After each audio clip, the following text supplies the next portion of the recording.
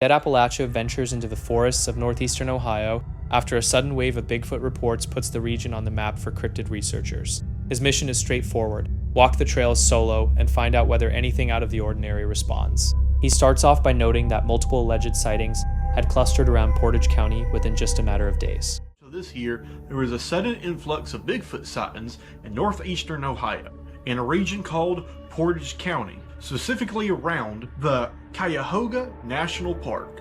6 completely different sightings in 4 days. This kind of thing is known in the cryptozoology world as a flap, a term used to describe multiple sightings happening.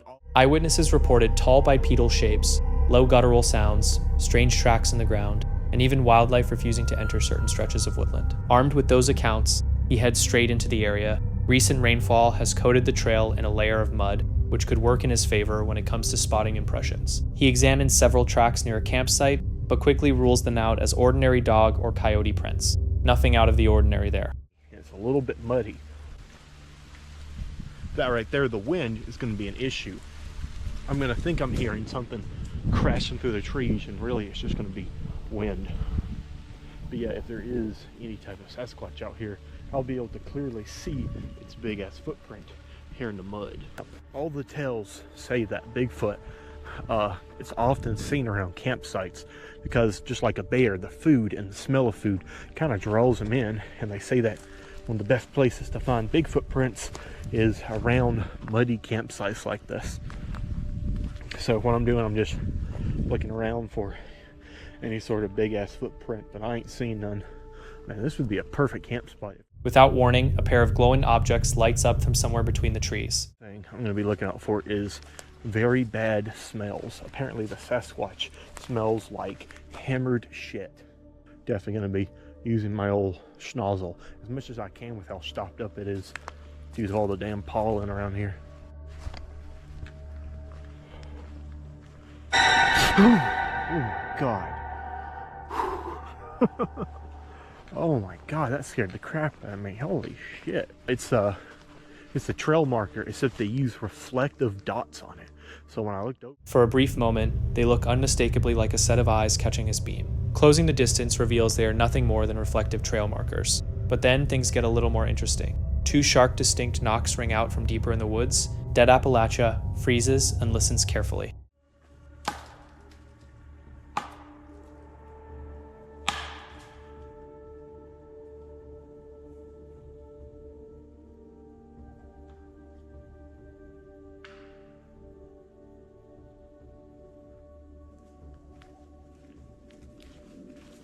There were 2 knocks down yonder somewhere in this general direction.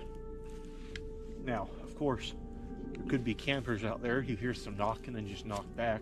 Maybe it's other Bigfoot hunters, but you know, it's something to go off of. They are near enough that he decides to push forward in that direction. A second heavy impact sounds off close by.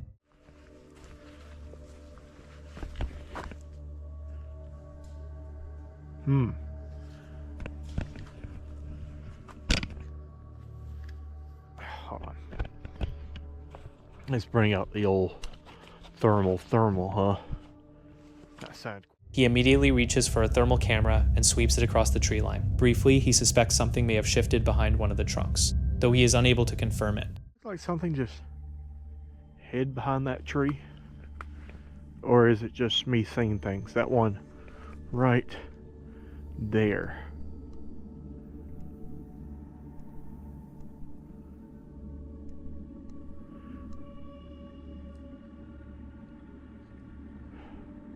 I think I'm just seeing things.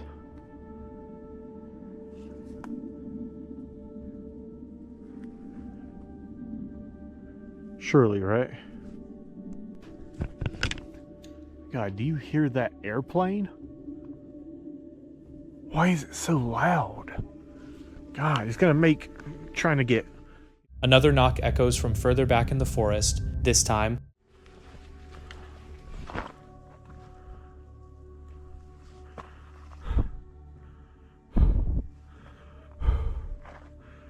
Okay, yeah. That was definitely a knock coming from anywhere in this general vicinity. It sounds like it's more over there though. but the trail just keeps heading up that way, and I don't want to go off trail and get freaking lost. He chooses to engage. He pounds on a nearby tree and holds still, hoping the source of those earlier sounds might call back. Oh! Oh! Oh! Oh!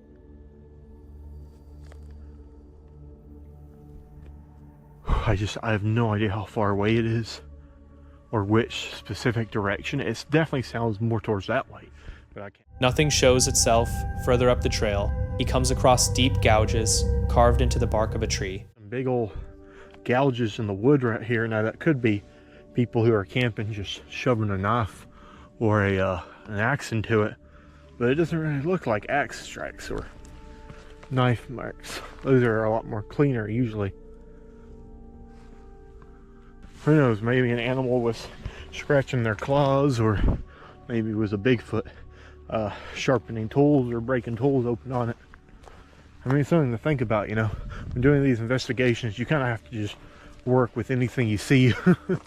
Otherwise, you're just hiking around the woods. They could just as easily be the work of a person or an animal, so he is careful not to jump to any conclusions. The outing wraps up without a definitive encounter, but the series of unexplained knocks leaves him convinced that the reports coming out of this area are worth a second investigation. The third clip of the evening comes from a channel called Our Van Tales, run by a UK couple who document their travels in a converted camper van and occasionally make detours to investigate locations with a haunted reputation. The footage exists, so here we are. The date is January 9th, 2023, and the location is Pluckley, Kent. Great minds thinking alike.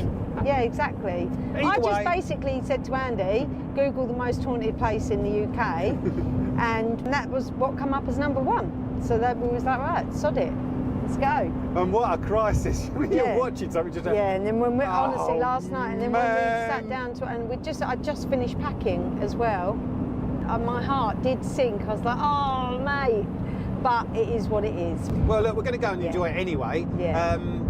If we end up filming it, unless you do your cards. Do your cards, let the cards tell you. Yeah, do your cards, let the cards tell you. Is it worth filming now? And we'll be guided by the spirits on this spiritual event. All right, hang on then. I'm going to ask the cards, do we? Do we? I hope so. Angels, tell us.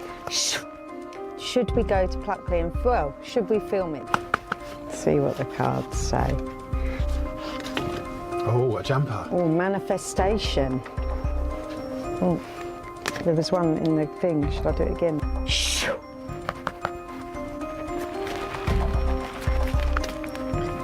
Oh, a jumper. Manifestation! No way. That come out again.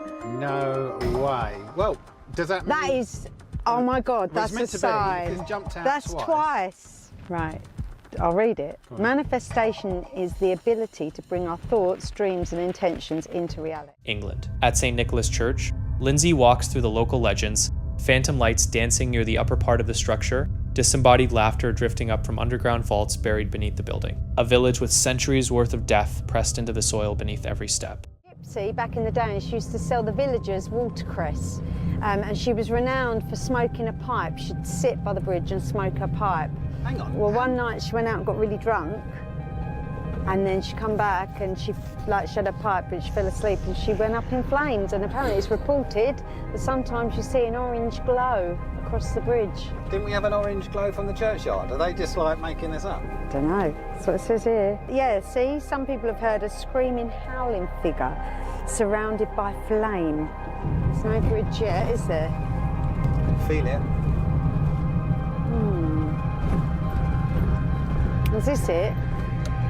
Pinnock Bridge. Yeah, there you There it is, go. little stone Yeah, bridge. little stone bridge, there you go. That's weird, I could feel that. We did, didn't we? I could. So this is where the watercress lady.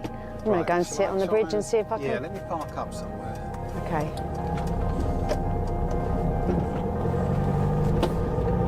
Oh, I can feel her. From there, the pair head into Daring Wood, better known to locals as the Screaming Woods, a forest with a reputation for sudden, anguish-soaked cries that send wildlife scattering in every direction. While the two are picking their way through the dark tree line, Andy decides to jump scare Lindsay before they eventually track down their dog somewhere deep in the undergrowth. As if the location wasn't unsettling enough, Andy felt the need to add to it himself. Yeah.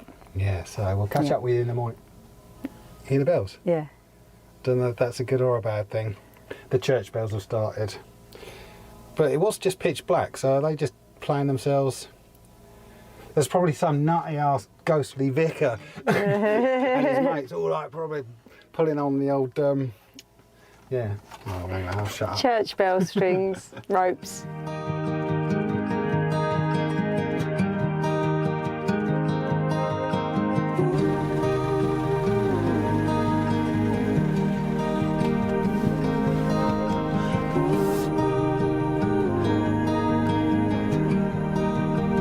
Being a good boy, putting our stuff in the bin. That is a nice park up. Perfectly quiet. It's only the window went up, isn't it? Yeah. A little bit of rain, but in terms of other people, one other van in the corner. Got your bins. Got no complaints about that. No. We had a good night's sleep. And then now we're off to Broadstairs. And here we go. I don't know whether or not we're jinxed with this one.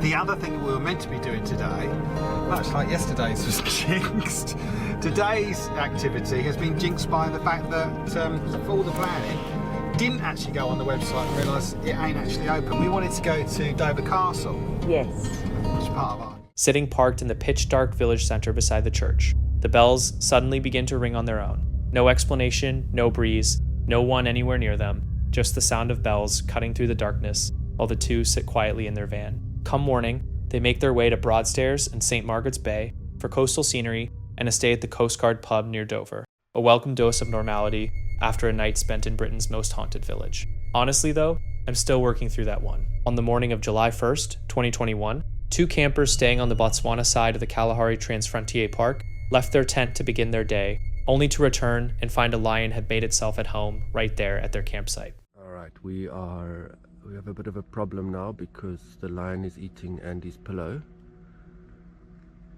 and we can't get out the car.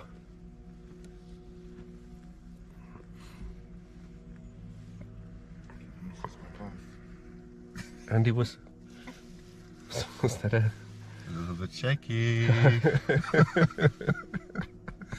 Lion just went into our tent. It was in our tent and then it came out with Andy's pillow. Now it's sitting under the tree over there. Rather than backing off when the campers came back, the lion actually closed the distance between them and then strolled directly into the tent. The campers laid on their horn repeatedly in an attempt to force it out, but the lion paid them absolutely no attention. Okay, now he's gonna go and get my pillow.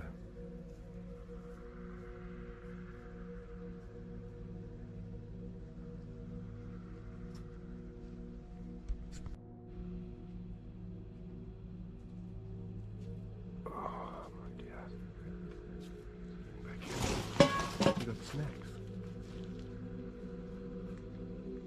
No, he doesn't care. Is he taking my sleeping bag?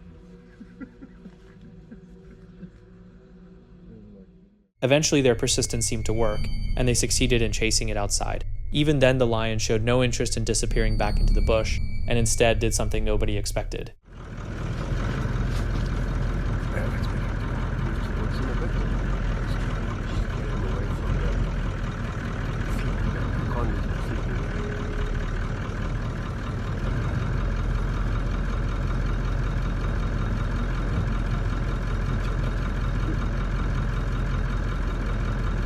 I think Andy is reversed a bit. Coming around the other side. I'm over right at him.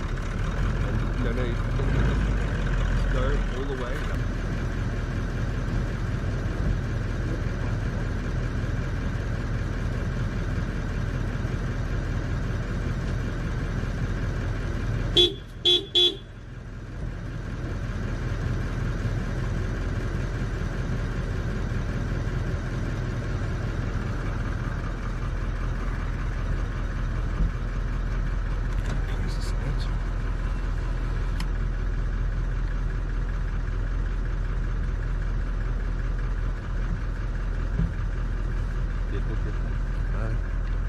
Plug this in.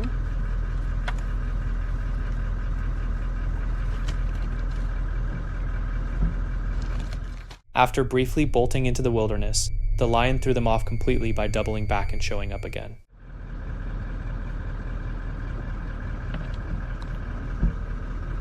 Look for another pillow.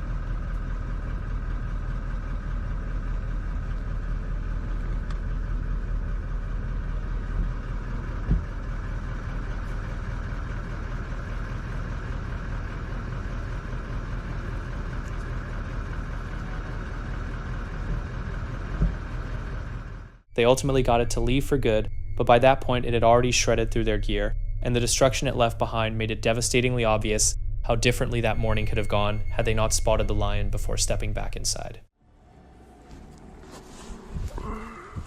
Put a bit of lion slobber on it. Otherwise, absolutely fine.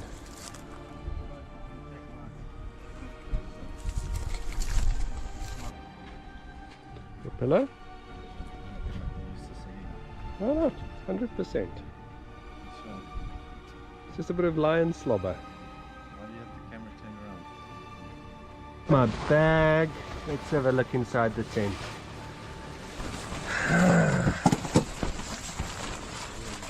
A lion that ignores a blaring car horn is a lion that no longer registers humans as a threat, and that is perhaps the most terrifying thing a wild apex predator can become. Had either of those campers still been inside when it entered, there would have been nowhere to go. A lion sharing a tent with you is not a situation you can escape from. You are already within its reach before your brain has even processed the danger. The truth is that both campers walked away not simply because of anything they did correctly, but because that lion, for whatever reason known only to itself, decided to let them. First Urban joins forces with Exploring with Bear for a collaborative trek into a forest with a reputation for Bigfoot sightings, a haunted cave, back to Cursed Urban. It's good to see everybody here, and as you can see, I am standing next to somebody who has been highly requested for a collab. That's right, I'm here today with Exploring with Bear. What is up, fam? We made it happen, and Finally. we are at a brand new forest out here. There is all sorts of rumors surrounding this place. There is rumors of Bigfoot, sightings of Bigfoot.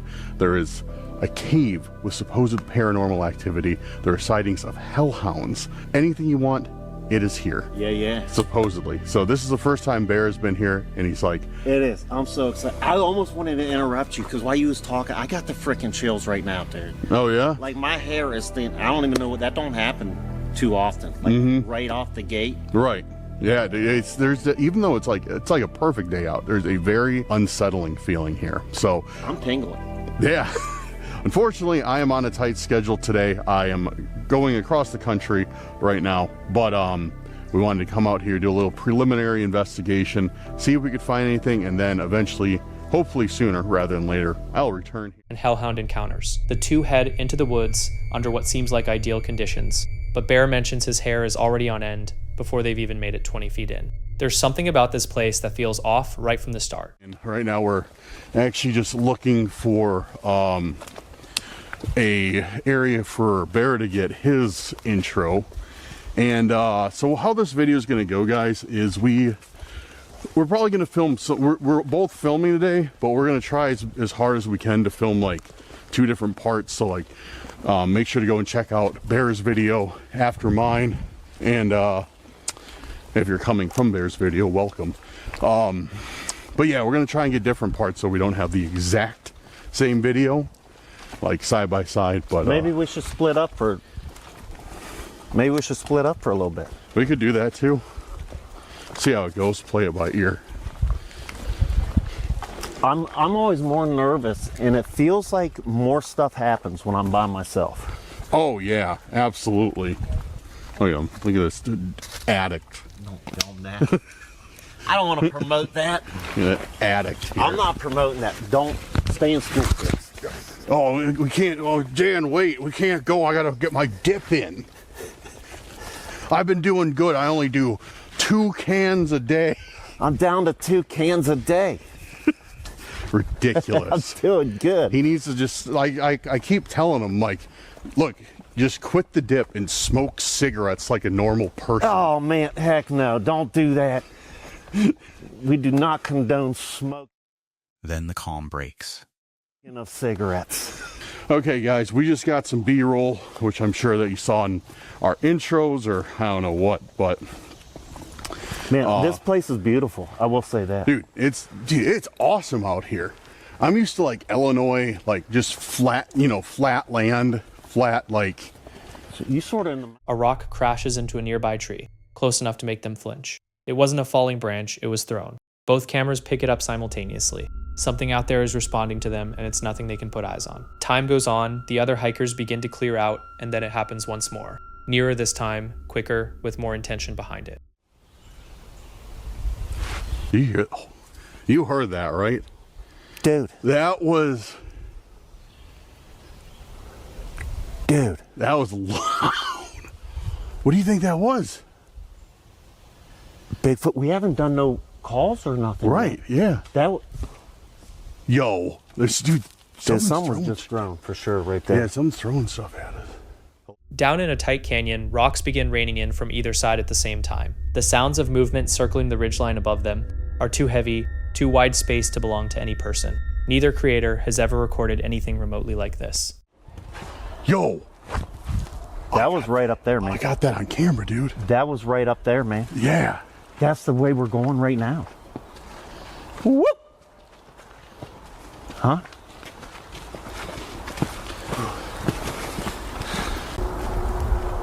Holy smokes, dude. Man, that was... Dude, that was... super duper close. No, I saw it. You saw it? I think I got it on video, dude. I think I got that on video. Where I saw it, like, I legitimately saw, like, a rock hit that tree. Like that, the tall tree right there.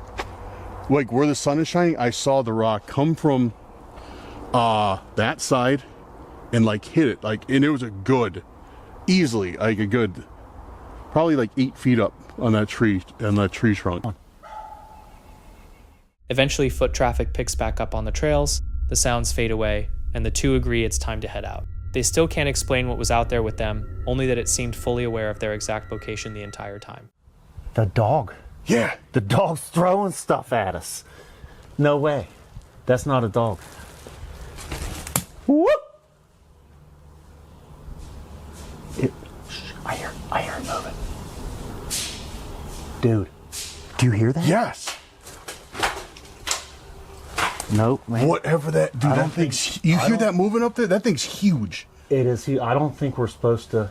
No, you listen to the gate. Between steps, like you can tell it's just moving like long, it's like way wider than a person's like normal gate that they walk. It's got to know we're here. Yeah, let's go up there. It's got to know we're here. Dude, we might be able to get something. I don't think, maybe it's trying to keep us from going further in there. You think? Dude, those are huge snaps, man. What are we going to see up here? I don't know. Even if we don't see anything, it's still moving. Dude, even if we don't see anything, I just want to make sure it's not, someone. Somebody. Yeah. Messing with us, maybe. Huh.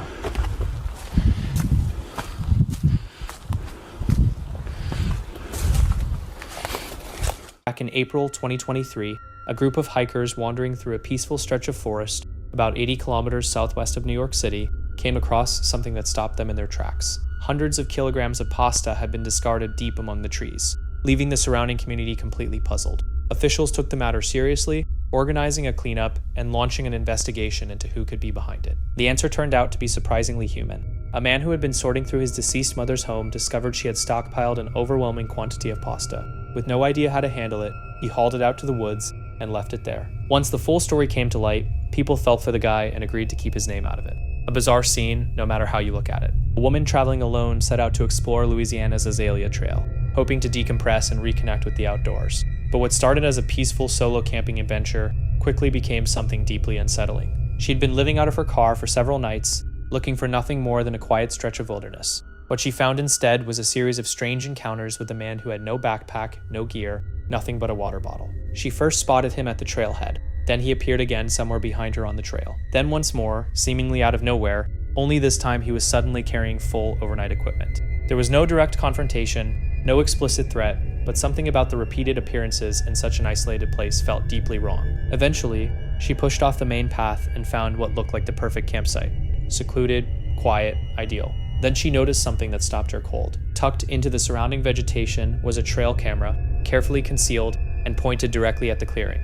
This wasn't mounted high up the way wildlife cameras typically are. It was positioned at ground level, angled straight toward the camping area, a setup that suggested deliberate, targeted surveillance rather than anything nature-related. Making things worse, the path leading to the spot had been blocked off with logs and brush, as though someone had gone out of their way to keep others from stumbling across it. When she later described the setup to locals, they confirmed that cameras like that weren't typical for the area, and urged her to report it to forest authorities. No crime was ever formally identified, but the combination of the hidden camera and that mysterious figure on the trail transformed what should have been an ordinary night under the stars into something far more sinister, an experience so disturbing it drove her to abandon the trail entirely. Camper's flashlight cut through the pitch-black forest and landed on something lurking among the twisted trees. It looked human at first glance, but the light revealed a dog-like face mounted on a man's body. The creature held completely still, its elongated limbs hanging lifelessly in the dark. Then, without warning, it straightened to its full towering height and began moving toward the camera with slow, measured strides.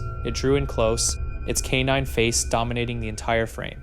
Eyes locked directly into the lens, brief glimpses of enormous, razor-sharp jaws only deepened the terror. At last it turned away, positioning itself to face the void of darkness beyond as the unsettling clip came to an end. In November 2025, a YouTuber by the name of MKP Studios made a return trip to a secluded stretch of Washington wilderness that locals referred to as the Cursed Forest, this time armed with a metal detector to see what secrets the ground might give up. Welcome back to another video. So upon popular request, I am returning to one of the most haunted places in the Pacific Northwest, known as the Cursed Forest. I've been getting many comments lately requesting that I revisit some of the previous places that we've gone to, and I've brought a metal detector this time to see if we can uncover anything mysterious. After about 3 hours, I finally arrived to my destination. As mentioned, this location is in a very remote part of Washington, so cell reception is pretty bad, and if something happens all the way out here, it can take... What that detector pulled up was nothing short of strange. Then, just minutes into the search, there it was. A security camera strapped to a tree, no wiring, no power supply, just sitting out there in the middle of absolute nowhere. Detecting, I wasn't finding much. However, out of nowhere, I started getting hits around this large tree. We're starting to get a couple hits down here beneath this tree.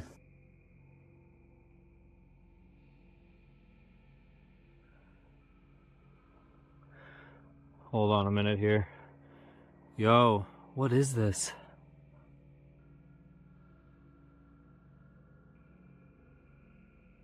Oh, it's an axe. What?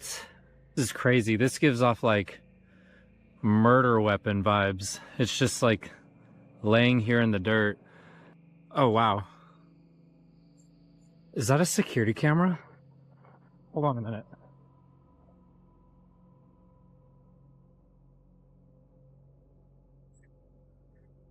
That looks like a security camera.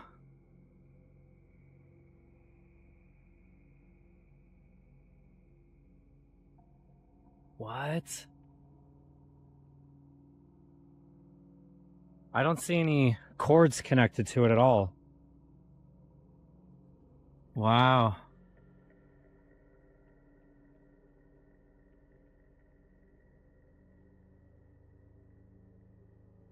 What?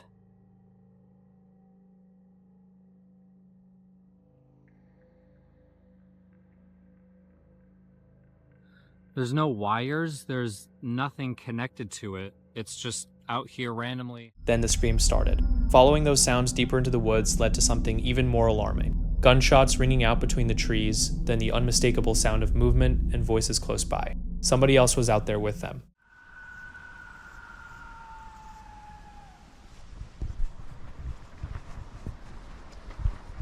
Okay, that was a scream. That sounded like someone screaming.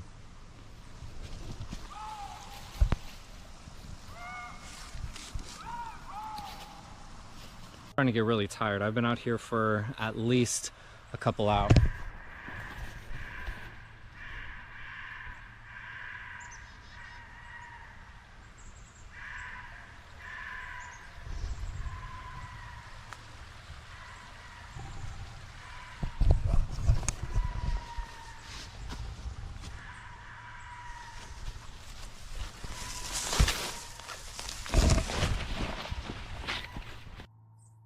Okay, that, I don't know what that was. But whatever it was close.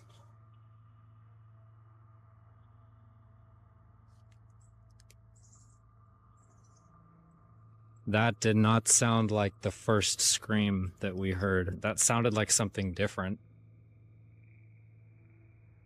Almost immediately after hearing this, I started hearing some loud banging in the distance, almost sounding like explosions.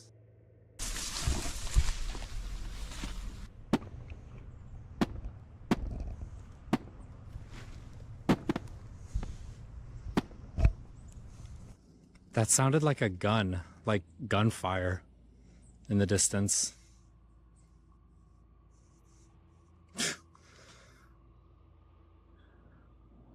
I don't know, something just does not seem right here. I think I'm gonna just not come back to this place because the fact that we found a security camera, the SD card, and have heard gunshots, I just feel like this is a recipe for a disaster. I started to feel very uneasy after hearing all of this, and I decided that it would be best to probably head back to my car. But before I could even make that decision, I started hearing talking and movement nearby. So I froze and started looking all around me, and this is what I saw.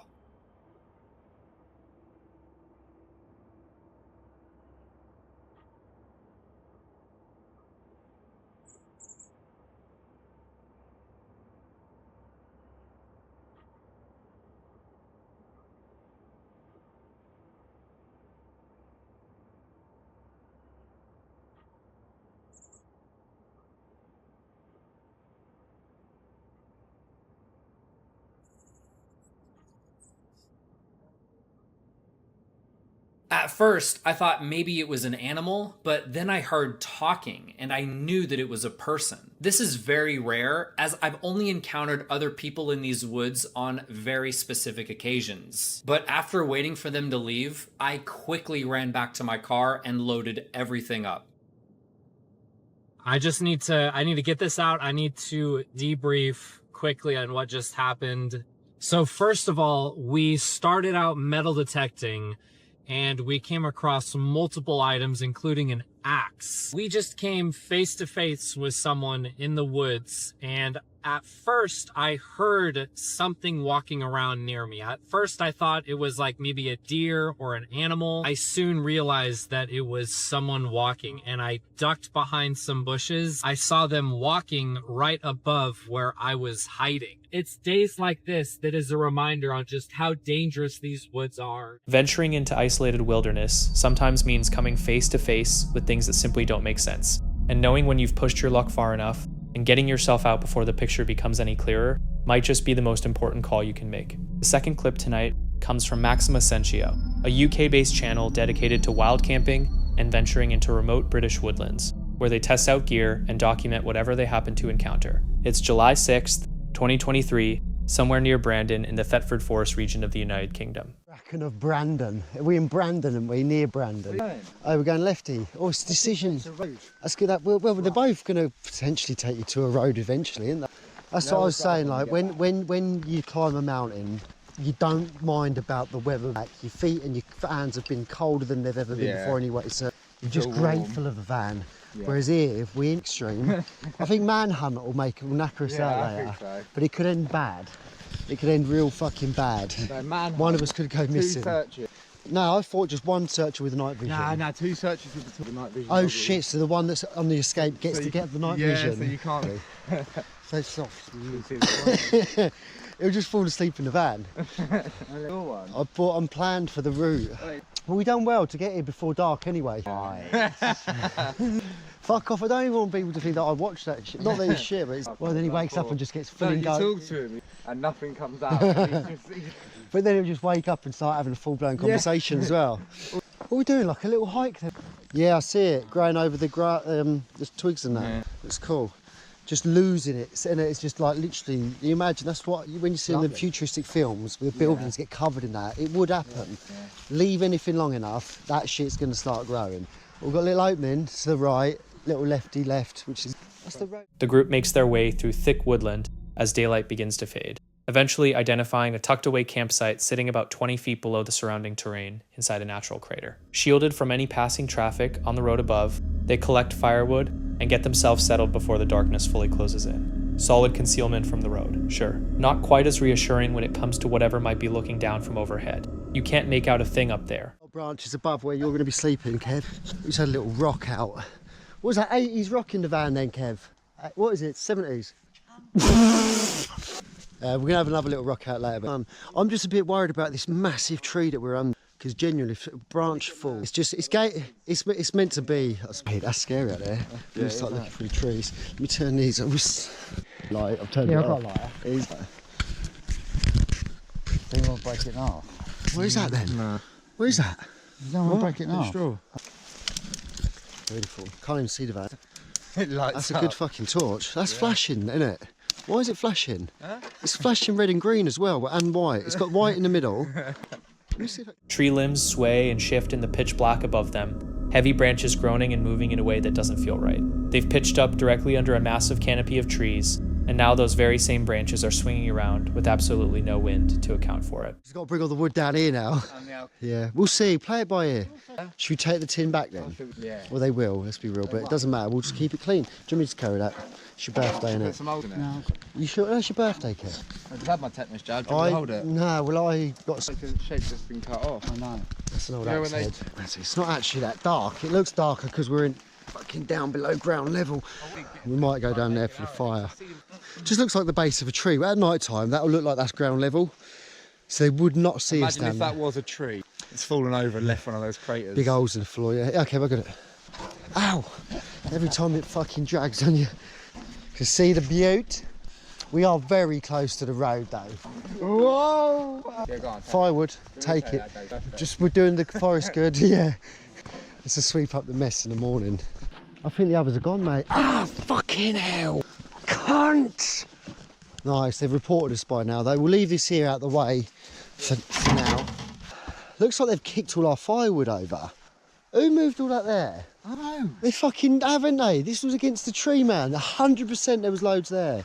They fucked it all down there. Their firewood stack, which had been neatly piled against a nearby tree, is now toppled and strewn across the ground. Something, or someone, had gotten into their supplies. They immediately pull out thermal night vision goggles and begin sweeping the tree line for whoever or whatever might be out there. With no idea whether they're being watched by forest wardens, other trespassers, or something harder to explain, they sink further down into the earthen trench and kill their lights to hide the glow of the fire. They ride out the rest of the night on edge, cooking over the open flame and keeping their eyes glued to the night vision feed until dawn finally arrives. But honestly, the whole thing was deeply unsettling. A camper in Indonesia was hiking through the forest at night when he came across something deeply unsettling lurking among the trees. It appeared to be human, yet something felt terribly wrong about it. Long, dark hair hung down over its face, and it sat completely motionless in the darkness. The man was absolutely terrified, with no clue what he was looking at or what it was doing out there alone in the dead of night. A lot of viewers who watched the footage were convinced it might be a witch. He managed to escape unharmed, but that haunting image never really left him after he walked out of those woods. Little John headed out into the woods of East Tennessee, tracking down something he'd almost let slip from memory, a half-forgotten family cemetery dating back to the early 1800s, rumored to be haunted. The site was buried deep in a stretch of land already notorious for dogman encounters and a fresh Bigfoot report. But I am in the search of something that I have actually known about for several years, and then I saw someone sent me a video recently of someone going here. It's a little short clip, and it reminded me of it, and I'm like, oh my God, I've forgotten about this place. It's something that's been on my list, kind of forgotten about over the years, and it's the Dothet Cemetery. Now, I'm out here in the middle of nowhere, kind of in between areas, a little place known as Morgantown. Now there's a lot of other things going on out here, cryptids, there's dogman sightings all over the place. There's been a Bigfoot sighting recently. So there's more than just a cemetery in this area. But today I wanted to find this cemetery. It's from the early 1800s. It's semi-abandoned, it's kind of forgotten off in the middle. The path gave him nothing but trouble. Wrong turns, thick curtains of spider webs, and an eerie stillness that kept getting shattered by something heavy crashing through the undergrowth just out of sight. I noticed there's not been anybody on this trail today, at least. It seems like a while. because I have walked through so many spider webs in this short little jaunt I've just made. So hopefully there's somewhere I can park my car. Maybe I'll have to walk down the road, I don't know. But we're going to back up and punt here and figure this out. And we're going to get to the cemetery today. I know it's here. And I know there's somewhere you can park and get to it, whether it's where I'm at now or somewhere else. We will figure that out. And this trail specifically is called the Coyote Trail. And even if you're not coming for the cemetery and you just want a good hike, this is a nice little trail. It's not very hard. It's not an aggressive trail. If you're just wanting a nice walk in the forest, this is pretty nice. But do be warned, there's people said that they have seen Dogman. Sorry, I heard something weird. They have seen Dogman here, so you've been warned if you come here. Be on the lookout. You can see this is a small little country road. We're heading deeper, closer to where the actual cemetery is supposed to be. Hopefully we'll find somewhere we can pull the car off the road. That's what I'm most concerned about. Right there's a decent area we could do that. Now, I've yet to see a car back here. Looking at maps, it looks like there's a house close by.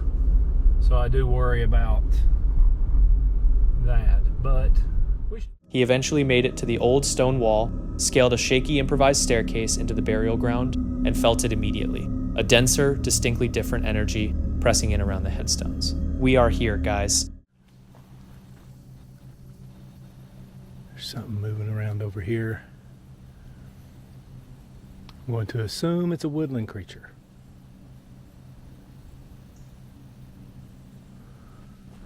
There's a lot of mystery in this whole area. Oh yeah, check this out. This is so cool. 1839. So nearly 200 years this cemetery has been here. Wow.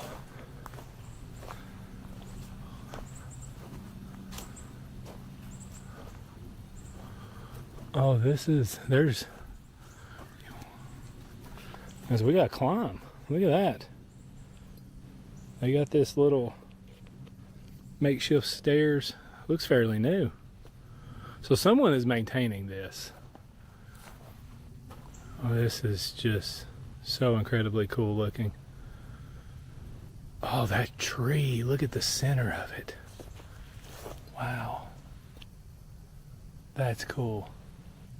If I was a woodland creature, that would be my hideout. Let's hop in here and see how this goes.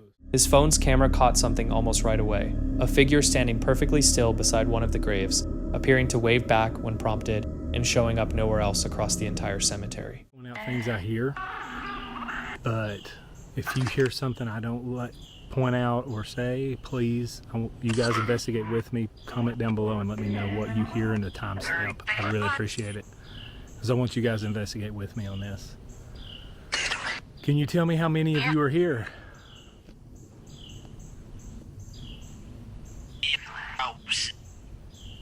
Whole house. And I've heard 11 several times.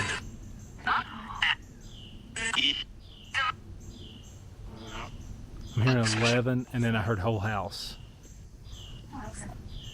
House. Heard house again. So is your whole family here? Yep. How many is in your family? Oh. 5? I heard 5 twice. There's that girl, boy. And I'm looking at the Dothit. Is this the Dothit family I'm speaking with?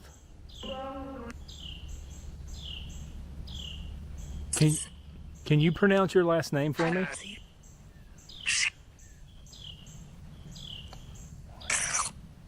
Two, three, four. There's 5 headstones with a Dothet last name.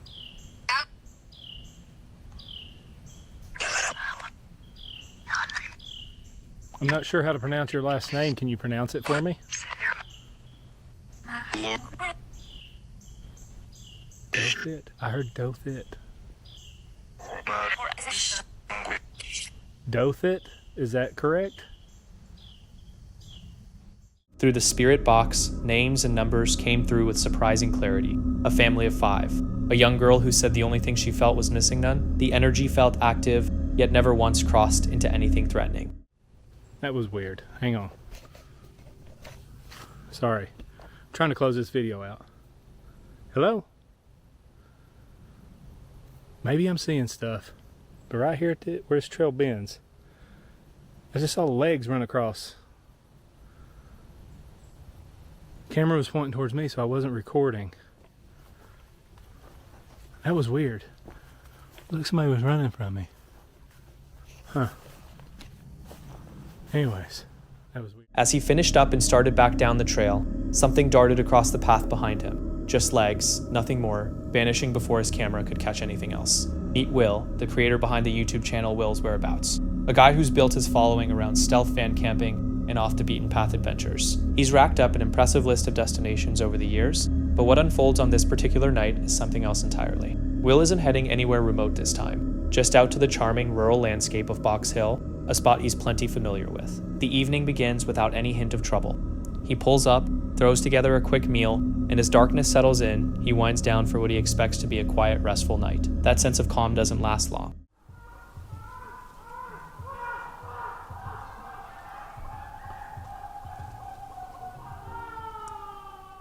Without any warning, a series of loud, deeply unsettling sounds rip him straight out of his sleep. The strange noise cuts through the stillness of the night, sending a wave of dread right through him. Could it be? Wish me luck, everybody. So what on earth was it? Doing his best to push the fear aside, Will tries to convince himself it was nothing and closes his eyes again. Luckily, his tiredness wins out and he manages to drift back off. But the question doesn't go away that easily. What exactly made that sound? Was it some kind of animal, or was there something lurking out there in the darkness, keeping a close eye on him? Drop your theories in the comments.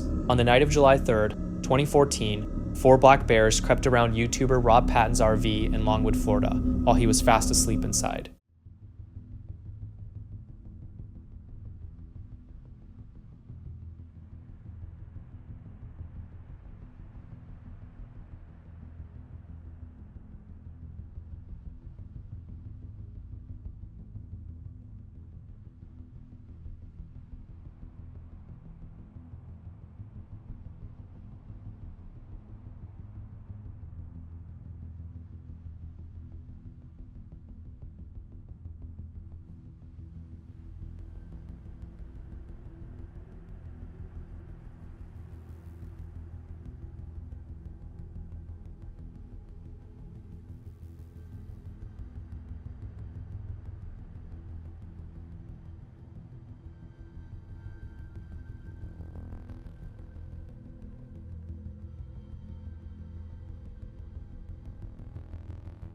Had Rob Patton not switched on his night vision camera before turning in, he would have had no idea those 4 bears spent hours circling his vehicle. The footage captured everything, right up until the bears eventually lost interest and wandered off into the dark.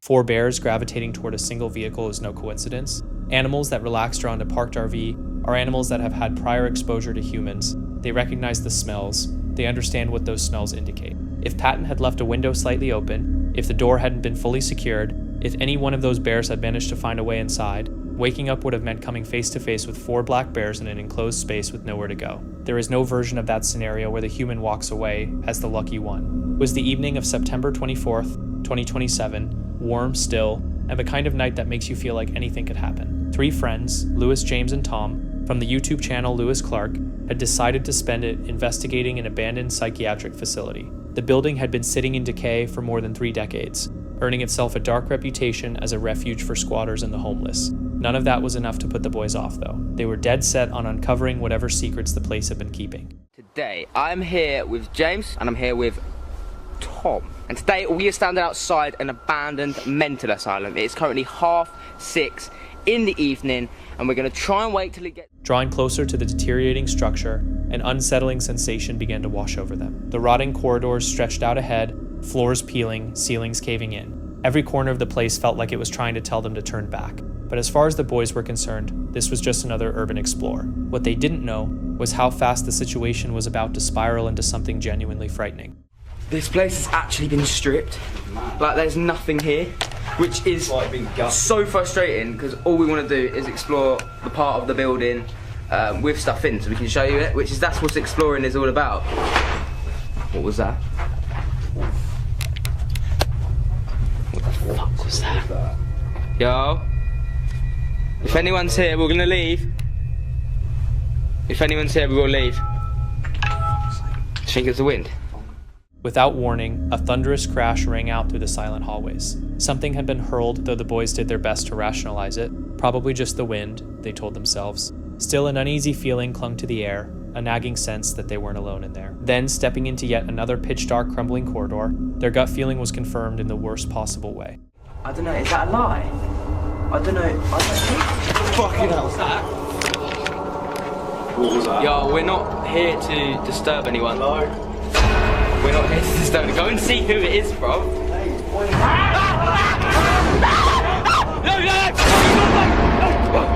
Run, fucking run! Don't push me in the bush, bro.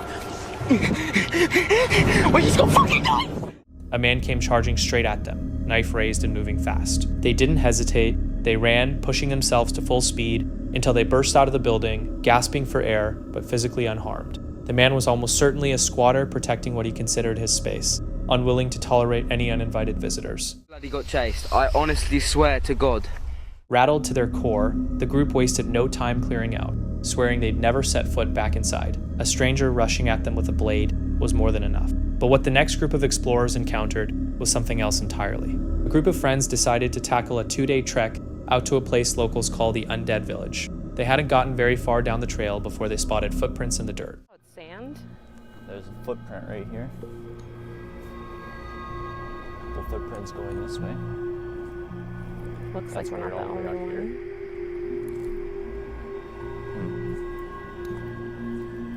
Yeah, there's a bunch of them here.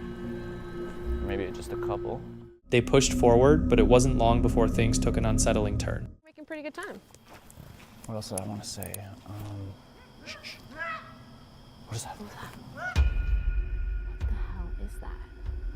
Who is that? Yo. He's going into the woods. What the hell? What's that? That was a person. I know. Should we, like, go help them? You see what they were wearing? Yeah. What are they doing all the way out here in the middle of the woods? Should we go see if they're okay? What is that? Wait, who exactly is that? Brushing it off, the group ventured deeper into the woods. As the sun went down, they started making camp, bracing themselves for a night swallowed by darkness. Then, out of nowhere, they heard this. Looking for somewhere less exposed, they moved further along the path when their light suddenly died on them. Right here. What's that?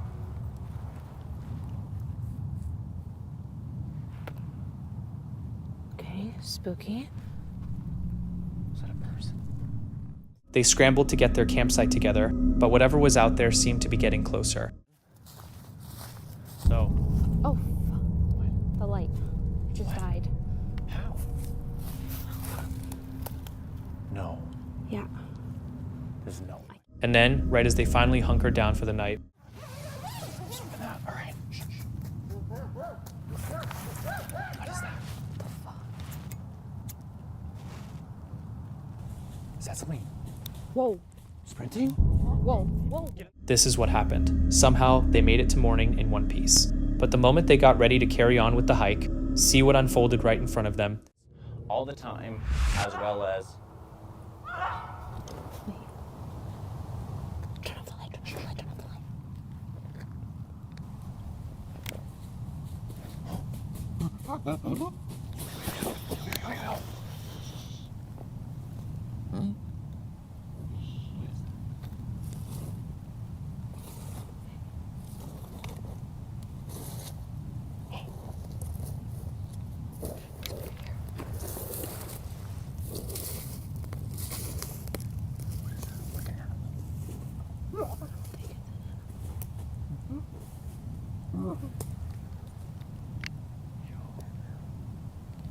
Okay.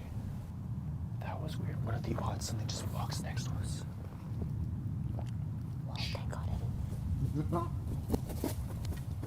They eventually arrived at the undead village, and from the second they started exploring, weird things just wouldn't stop happening. Hopefully we didn't like part 2. What is that? Michelle, What? Go. Go. What the hell? He's right there. He's literally yelling. Come inside. Over here. Jesus. Who is that? Fortunately, they all got out without a scratch. Now, a few of you have pointed out that this particular creator has a reputation for faking content. So the question remains, was this all just staged for the camera, or is there genuinely something wrong going on out at the undead village? On October 29th, 2024, a 22-year-old Belgian solo hiker and outdoor content creator named Storm de Bull had been filming his winter traverse of the Arctic Circle. His YouTube channel, Storm Outdoorsy, had posted a gear review short just 6 days before, upbeat, well-equipped, and full of confidence. That same night, a sudden Arctic weather system moved in without warning. Wind chill plummeted to minus 35 degrees Celsius. The following morning, rescue teams discovered his tent had collapsed. His pulse sled had tipped over. His satellite emergency beacon was not responding. Storm's body was recovered just meters from a nearby shelter, his camera harness still fastened around him. The official cause of death was determined to be hypothermia and pulmonary edema. His GoPro camera had survived the conditions, holding nearly 8 minutes of continuous, uncut footage. At the request of his family, that raw recording has not been released to the public. Only an 18-second portion has ever been made available, in which Storm can be heard saying in a muffled voice that things are going to get worse, but not to worry, that he would make it through. Regrettably, even that clip cannot be shown here due to copyright restrictions, and the complete footage has never been viewed outside of the investigators involved. Storm de Bull, a YouTuber who set out to document his wilderness adventures and never came home, has since become a reference case in winter camping communities around the world, particularly regarding risk management and battery redundancy in extreme conditions. His presence lives on through the videos he left behind, and we extend our deepest condolences to his family. Walk with Wallace chronicles a one-man expedition to an isolated bothy deep in the Scottish Highlands, where what starts out as an uneventful overnight stay takes a turn nobody could have anticipated. He abandons his vehicle and treks over 2 miles along a forest path to reach Glendu Row Bothy, a stone refuge tucked between mountains and woodland with a long-standing reputation for being haunted. Upon arrival, the place appears completely unremarkable. He gets a fire going, puts together some food, and arranges his sleeping setup for the evening ahead, with nothing around him hinting at anything out of the ordinary. But as daylight drains away, the mood of the place begins to change. The gusting wind beyond the walls and faint noises within the shelter grow harder to ignore. It is 7 o'clock so far, and I'm actually feeling a little bit lonely. It's weird being sort of tucked away in a little bothy in the Highlands on your jack. Haven't got wee Kev sitting opposite me, just talking shite with him, but I don't know if this is for me, to be honest. And it's eerily quiet. It sounds quite windy and stormy outside, but it's calm at the moment. It's like nothing.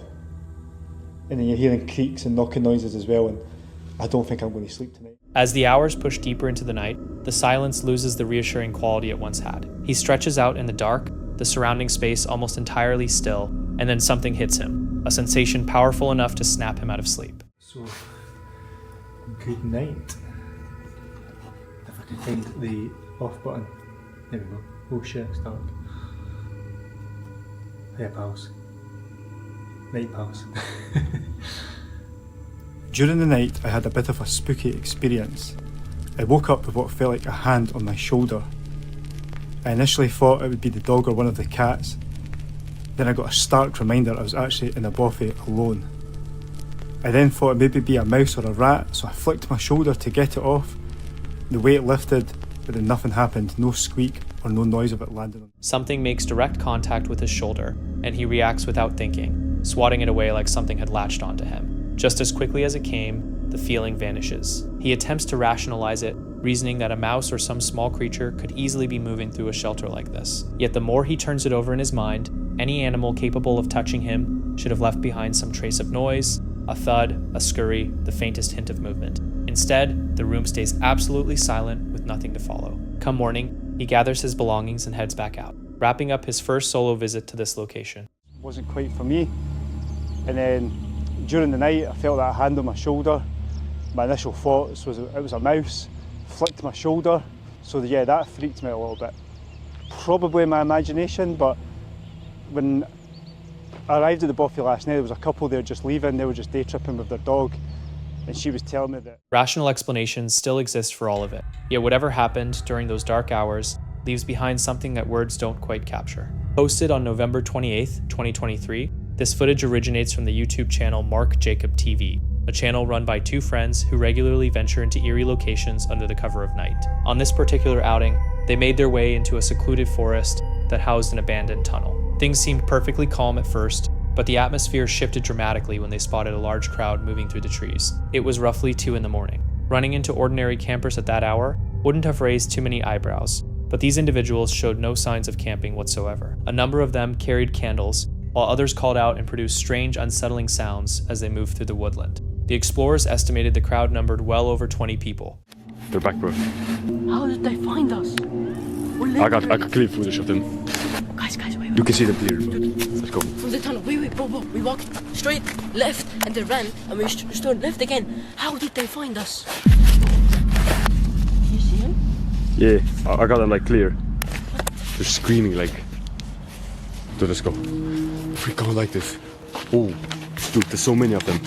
I can't count them, bro. I swear. Bro, wait. That's like actually counting the footballs, bro. Let's get the hell out of here. Or should we go like up there? Let's go. Fast. Worried that their flashlight beams had given away their position, they immediately turned and headed in the opposite direction. Desperately looking for somewhere to take cover, crouching behind the tree line, they watched the figures draw closer. Don't look.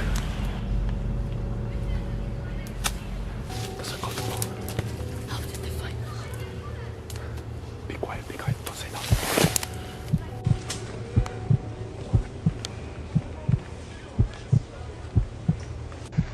There are like 20 people, bro. Look. That's the last one.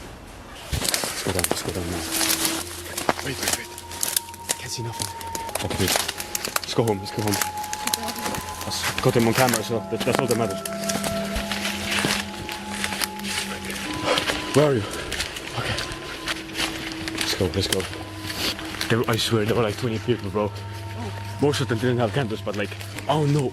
The group appeared to move toward the exact spot where the explorers had been standing moments before, almost as if they were being tracked down or hunted through the darkness. What made the whole thing even more unsettling was how these strangers seemed to communicate with one another through cries and shouts that echoed through the night while the candlelight flickered between the trees. The explorers stayed concealed until they felt confident enough to slip away, and they ultimately managed to leave without any direct confrontation. Once the footage circulated online, a large portion of viewers began speculating that the group could have had ties to some form of cult, basing that theory on the sheer number of people wandering a remote forest by candlelight at such an ungodly hour. So what do you think? Was this some kind of organized ritual, or simply something innocent that looked far more sinister from a distance? Pickles Outdoors is a YouTube channel built around wild camping and outdoor exploration, covering all kinds of terrain and conditions. One outing, however, took a deeply unsettling direction, cutting the trip short well ahead of schedule. Posted on January 13th, 2024, the video follows a solo wild camping excursion into a secluded woodland somewhere in the UK. The creator had been to this spot before and was genuinely excited to get the fire going, put together a meal, and enjoy a quiet night out in the wilderness.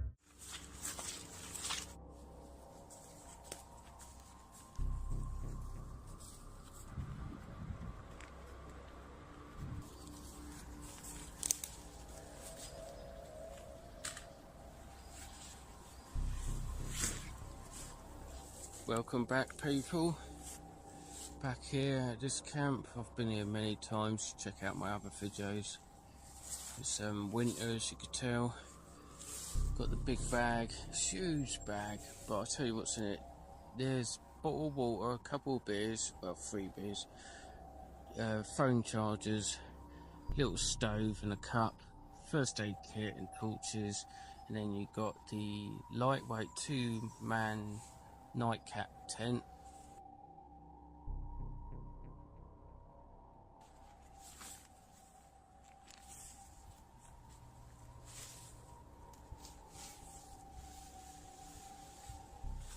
He came prepared with a compact 2-man tent, solid sleeping gear, and enough supplies for the night, and for a while things were going smoothly. Once he arrived, he got to work setting up his spot, adjusting his firewall setup for the drop in temperature, and wrestling the tent into place. The tent gave him more grief than expected, but he got there in the end, and the camp was finally ready. Dark in half an hour.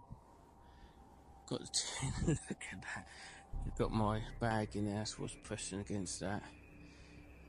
Yeah, I don't like this too much. And over there I've got a really cheap, nasty tarp. I use it for painting and decorating. You can see the white paint on there. And they say it's not meant to rain, but with all the clouds and that, I thought I'd bring that tarp. It's lightweight. It doesn't matter if I use it or not, or if it gets ruined. So yeah, that's the tent. I haven't done my sleep system yet. Just done my sleep system. My burger bag in there. Got tonight's sausages. And it's just a kettle and frying pan in that little bag. Winter set up. All that. Torch. As daylight faded, he took a moment to soak in the atmosphere, the woodland looking genuinely beautiful and the dying light filtering down through the canopy. He rigged up a tarp as a backup measure, pointing out that although rain hadn't been forecast, the sky was looking less than convincing. Darkness settled in, the campfire burning low and steady as he wound down for the evening. Things felt calm at first, until a noise somewhere out in the trees pulled his focus. He initially brushed it off as the kind of thing you'd expect in a forest at night, wind moving through the branches, maybe a small animal in the undergrowth, but the sounds didn't stop. They got closer and more defined, and they didn't match anything you'd typically associate with woodland wildlife. Whatever was out there was large, and it was moving with purpose. The noise seemed to track around the perimeter of his camp, and the tension started climbing. Well, I was going to say, unless anything happens, I'll see you in the morning, but something has happened. I was just chilling here by the fire, and right behind me, I heard a lady talk. I couldn't hear what she said, it was muffled. And for a while now, I've been hearing like moaning and stuff. Then I left it. I just heard someone in the bushes there. What do I do? Back away. I ain't gonna get much sleep. I was just sitting there. Then I heard a muffled lady's voice right behind me. Jumped up. Couldn't see anyone. He went completely still, ears sharp, trying to make sense of it. Every now and then a branch would snap or heavy footsteps would crunch through the dark, cutting through the silence. What made it worse was the absence of everything else. No owls calling, no leaves shifting in the breeze, just that hollow quiet interrupted only by the sounds of something drawing closer. He swept the tree line with his flashlight and came up empty. Nothing visible, nothing he could explain. But the noises kept coming, and what had started as unease was now outright fear. His gut was telling him something, or someone, was out there watching, and not knowing which made it far harder to sit with. Eventually, he'd had enough. With no explanation for what was circling his camp, and no sign of it stopping, he made the call.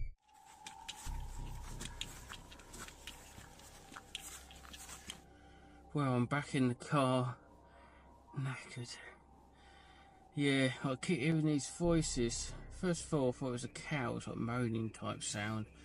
Okay, but then it sounded a bit odd. And then I was sitting in front of my tarp, just relaxing, and I hear this like muffled sound from a woman going, "What do I do?" Like that, and I jumped up. I was like, what the hell? I was in the middle of nowhere, pitch black. expecting to see someone, and there was no one there, so I just left it and I calmed down again. Then I heard a bloke, muffled sound, talking just behind the bushes. I was like, you know, it could be something dodgy, it could be just a couple having a good time. But I had the fire on the go, smoke coming from the fire, maybe someone smelt it and exploring. There is a farm nearby. It's not private land, it's public land, but I wasn't sure. I was sitting there, eyes all around, and then I heard like man talking again, muffled sound. I was like, alright, nah. My eyes are wide, my ears all perked up. I thought, I'll not go.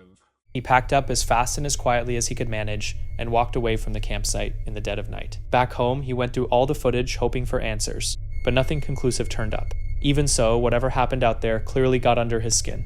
Our second video of the night comes from Saw's Lost Souls, a UK-based team whose specialty appears to be seeking out locations that should have ended them several times over by now. They keep filming regardless. Someone made it back with the footage intact. The date is July 7th, 2025, and the location is Ballybully Forest in Northern Ireland. This area, avoid this area. I died in the war. Scream, fighting. I wonder if is there a connection here to the war? I will follow you. I will follow you. I said about the kid following us. He's over there. He's over there. Can you tell us? Oh, it did come through my neck. It did come through Adam. Is Adam here? I've been here 600 years. Are you a druid? Mist. Mist? Mist? The mist is one of the things that happens. Adam throws on some music to ease the tension. The forest responds by cracking a tree trunk right next to them. Either the timing is spectacularly bad, or something out there has strong opinions about the playlist. Oh mate, they're running. Mate, they're actually running. Really? Holy shit. They're actually running where we are. Oh, can they get in? Oh mate, see if we end up... Oh no. Oh mate, we're flipping. Are the bulls or the cows? I don't know. They're big. Oh mate, we're opening up into a field here. What the f***'s this? Mate, why are these cows following us? I don't know. When I say something wrong, I offend them. Man, I think I'm a racist against them. For fuck's sake, Ricky. You're a cowist? You're a cowist? Where'd they go? How creepy was that? Mate, look at that. Right guys, we are literally at the edge. This is the wall, which I've never been to. Ricky suddenly goes quiet mid-sentence. He's picking up the sound of chanting. Monks singing deep in a forest with a well-documented history of druidic ritual sacrifice. Whatever's controlling the ambience out here has very specific taste, and none of it is comforting. You really want to let your mind sit with that for a moment? I can just imagine I can just see someone in my head crawling towards us. Yeah, what the no fuck? way. Did you see that in your head? No way. I seen that in my head.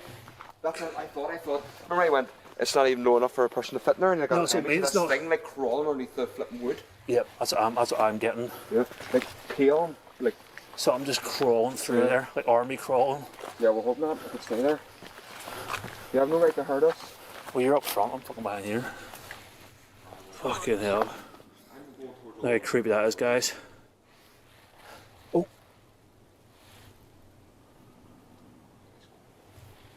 Guys, you're bound to hurt that.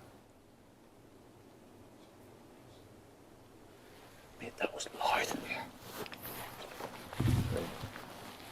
That was not manifesting now. Alright. Fucking hell, man. I am so glad I put myself healthy. I'm actually... Guys, I'm actually starting to sweat. I'm freaking out. My family is here. That's a few times. Adam notices something wet on his arm. The spirit box then delivers the words, dead, don't rest, and kill kill. Either it's condensation or something just announced itself by touch. The box seems pretty confident it's the second option. No. What the hell? What did you hear? What the hell? I just heard buzzing. Did you hear knock? The wood knocked? No, I heard buzzing. Well, I heard knock. I bound to pick that up. I literally said knock and I went, oh, you look underneath it, but it's set. The overgo went bang. Leave it behind. A bad spirit. Oh, great. Oh, fuck. I told you there's something weird down that way, man. What are we? I have no idea. Oh my god, at least. Stabbed. Oh. At least we're out of the trees. We're at the path again. Is there a path? Yes. Oh, please, there's a path. Oh. It were. Man, I could have swore I seen someone there. What the? Mate, where are we in this path? But where's this path going? I don't even know. Neil. It's Ricky. That's Ricky. We just came from in there, guys. And now we're on this path. And we don't really know where this goes. We actually came out of the clearing. I think we should just keep walking this way. Yeah. We're just getting deeper and further away from the car. We should be careful. The group agrees it's time to head back. The device says the word knock. From somewhere in the trees, a wood knock fires straight back in response. A live back and forth with something that refuses to appear on camera.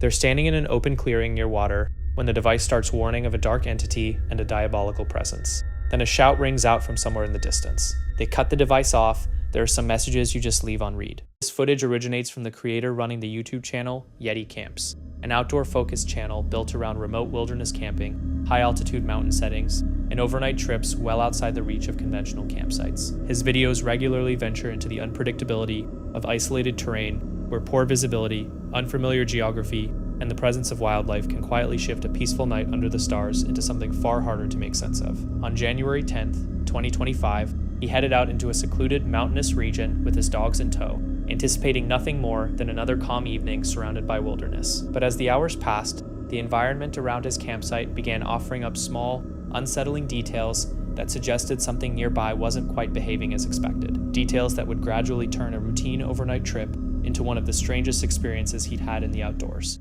Laser focused on something down in the woods, and I think I just seen what it is. You guys see the black thing there in the tree? That, my friends, that is something I didn't expect to see. And it's probably something that didn't expect to see us. Hence the reason it's in the tree. You see it, Esther? I don't know if it's stuck or what's going on. Potentially stuck. Let's see if we can get a better shot.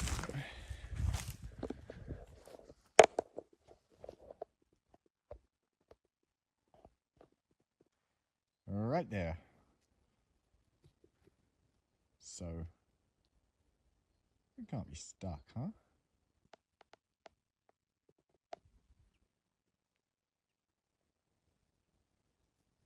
I tried to get down into these woods earlier and it's not easy. Hence, I wasn't able to get down into the woods. Let me try again. We're heading a different way at the moment. But yeah, no, look at this. A crown of thorns everywhere. She's not going to get down, not with one there and one there. So we're going to wander off for a bit, give her a chance to get down. Hopefully, when we come back, she would have got down and wandered off. I have no idea what she's doing out there. A cat perched high in a tree introduced an early feeling that something about this particular spot carried an energy he couldn't quite place. He chose not to disturb it and carried on preparing camp, still expecting a straightforward night ahead. That expectation didn't last long. The quiet was soon broken by strange, unidentifiable sounds drifting in from the direction of the tree line, and suddenly he found himself questioning what was actually out there surrounding him. There's something making some noise over there. Just in that direction. Let's see.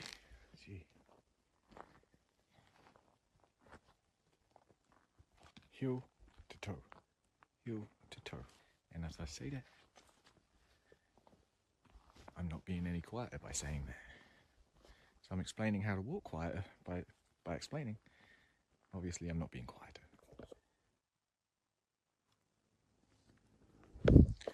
Ah, it was Yeti.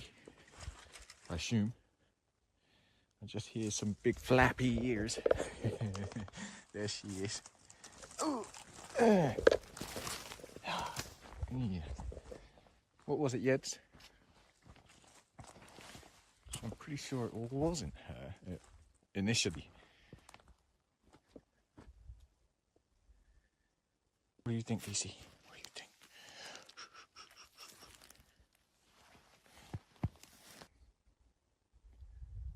No idea. No idea. Definitely something moving around in those woods. And not small. Big. Human sized. Because I can hear it kind of pushing through the brush. And yeah, making quite a bit of noise. So I'm trying to wait. Initially, the activity seemed like it had a reasonable explanation. The thick vegetation around the campsite offered plenty of cover for animals passing through. But as the same sounds persisted from the same general direction, that explanation started to feel insufficient. Whatever was moving sounded heavy, something with real size forcing its way through the undergrowth. And yet nothing revealed itself. There was only sound coming from somewhere just beyond what he could see, right up until the last of the daylight disappeared. Maybe I can get some pack members that aren't going to just abandon me.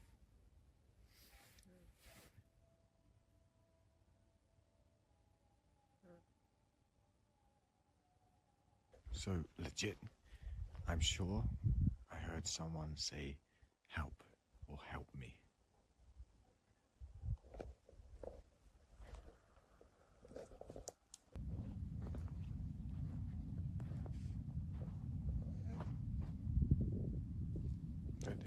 I'm pretty sure it's coming from those woods.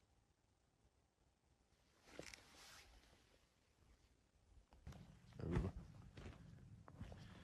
See if we capture any eye shine, huh? Can't go too far in, obviously, because of the crown of thorns. So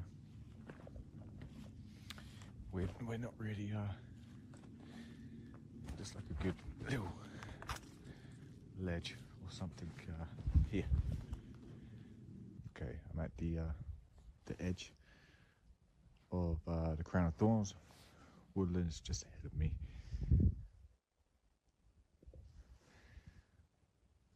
I don't see any eye shine. No eye shine. It's all quiet. Just probably. Nope. Nope. Nope. Nope. Nope. No. No. Yeti. DC. Things grew harder to interpret when the noise began to take on a quality that resembled a human voice calling out from somewhere deep in the woods. Wind, elevation, and rugged mountain terrain are all known to warp sounds in deceptive ways, but this didn't seem to fit that pattern. He pushed toward the source to find out what was there, but found nothing, no footprints, no movement, no person. With no physical evidence to point to, the encounter stopped feeling like a misread environmental cue, and started feeling like something genuinely unresolved. The question was no longer just what he'd heard, but why the woods offered absolutely nothing to explain it. Okay, we're gonna move. We're gonna move camp. Slightly. Yeah.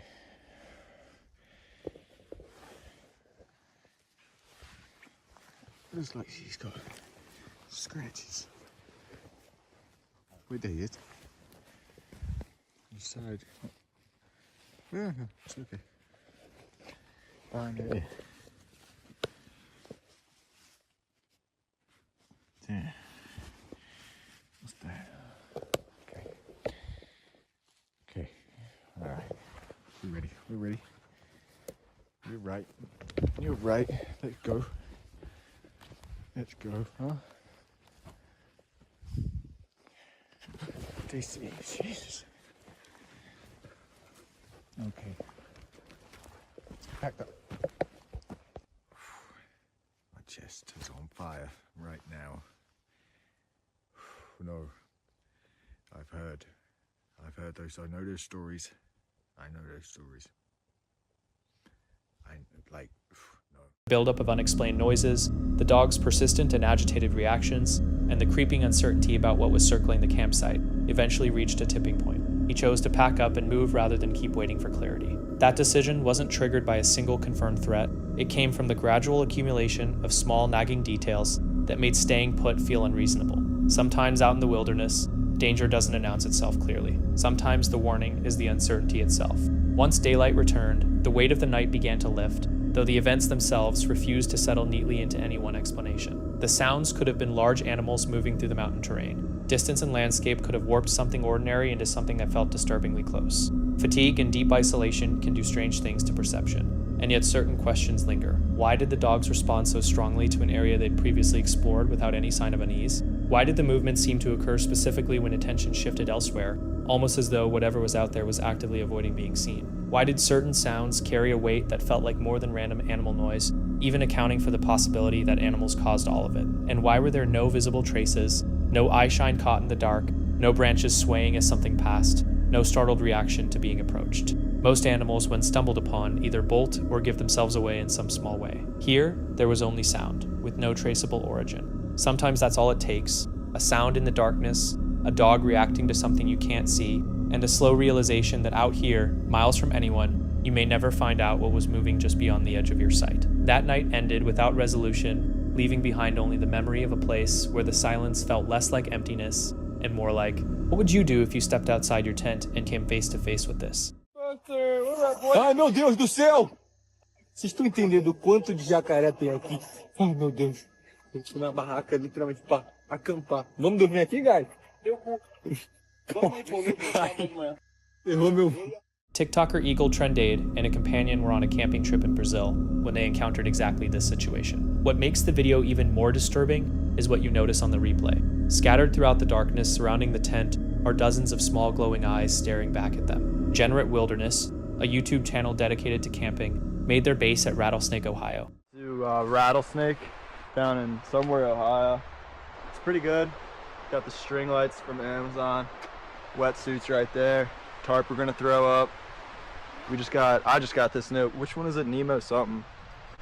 Moonlight Elite. Yeah. Nemo chair. Yeah, they're pretty nice. About £1, not bad at all. Very expensive though, but yeah, really expensive. We just got, all three of us, upgraded our sleeping pads because the Amazon ones were not cutting it. That's a sleeping pad. While showing off some of their newest equipment, the crew didn't seem too concerned about a storm rolling in. That relaxed attitude wouldn't last long. Let's get the fuck out of here. We gotta go. Christian, come on. Is this the right way? Wait, might be more left. I think it's right. left. Yeah, I think it's that way.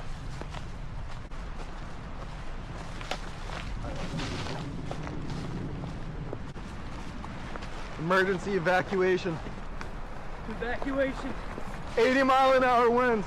This is insane. Gusts reached 80 miles per hour, tornado warnings started going off, and the group was forced to pack up and leave, only to discover the car key had been left behind at the campsite. Nobody was willing to head back on their own, so they all went together, pushing through lightning, hail, and branches crashing down around them. The site had taken some damage, but was largely still standing. When they got to safety, they found out that 14 people had lost their lives in neighboring Kentucky. That's when it really hit them just how close they had come. Wildlife biologist working in Canada's Rocky Mountains stumbles across a peculiar structure built from branches and limbs, clearly some kind of blind, but nothing he could explain. He'd been out surveying animal habitat and had placed a trail camera along a heavily trafficked game trail. When he came back to check the footage several days later, it showed anxious deer picking their way carefully through the area in the dim light of early morning. Then, as dawn begins to filter in, a massive dark figure, tall and broad, slowly retreats from what looks to be a branch-constructed blind positioned directly above the game trail. You'll want to pull this up on the biggest screen you've got. Get in close, and you can actually make out details on the creature's face.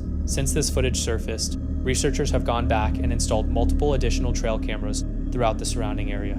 Ox from Moxley's Paranormal World made his way into Eldon Grove, the very first council housing estate built beyond London's boundaries, thrown up in the early 1900s to house Liverpool's dock workers, practically within walking distance of the city center. People in the area told him he shouldn't go in there on his own. He ignored them. Out to the city of Liverpool. There's a lot of rumours that people are squatting inside these buildings, so we do have to take extra care and just watch ourselves.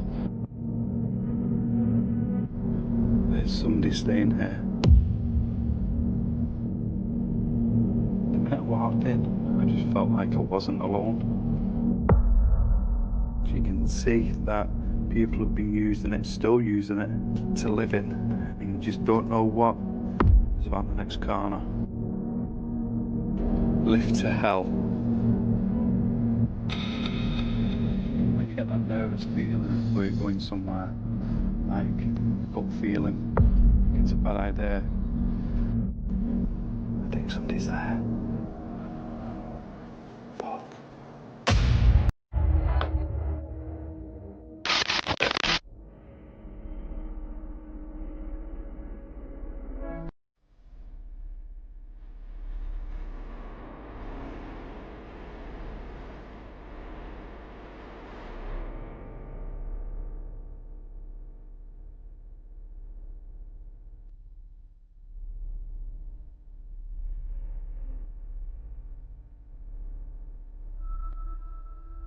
Right, welcome back to the channel, Explorers. So today we're coming out to the city of Liverpool.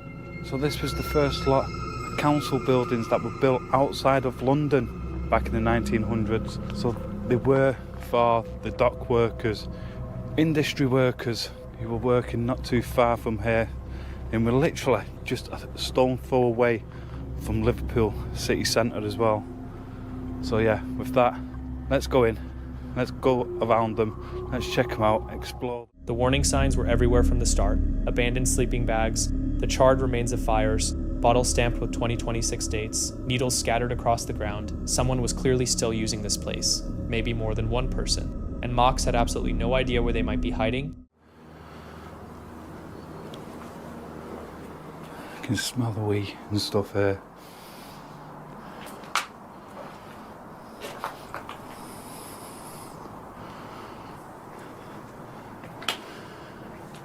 There's a grinder there, closed lighters.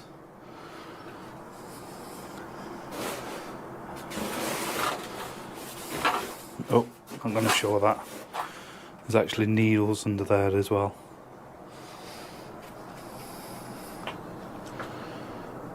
It's a perfect vantage point as well.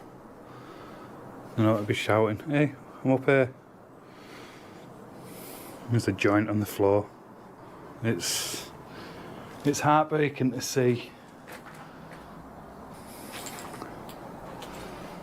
Oh.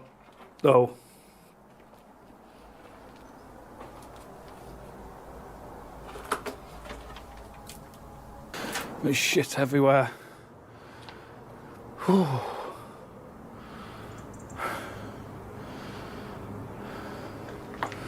My God. Hello? Is anybody here? Is anybody there? Just an urban explorer? Somebody's been trying to stay warm.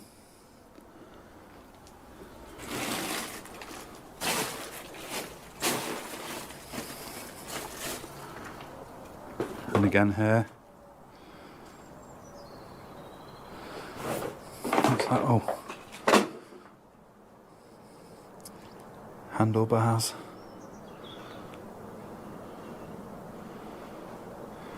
More human feces. Or how many there were. Up on the upper balcony, his nose caught it before anything else. The unmistakable smell of fresh cigarettes, drug paraphernalia scattered around, and human waste. Then came a sound at 11:14. The words left his mouth before he even thought about it. I think somebody's there. He came around the corner. Nothing he could see, but that cigarette smell was way too fresh to be anything left over. Bad. Apart from the signs of homeless. Well, this one has a dreadful feeling to it.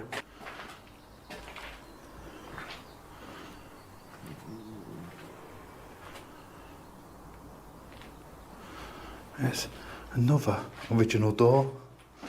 53, 54.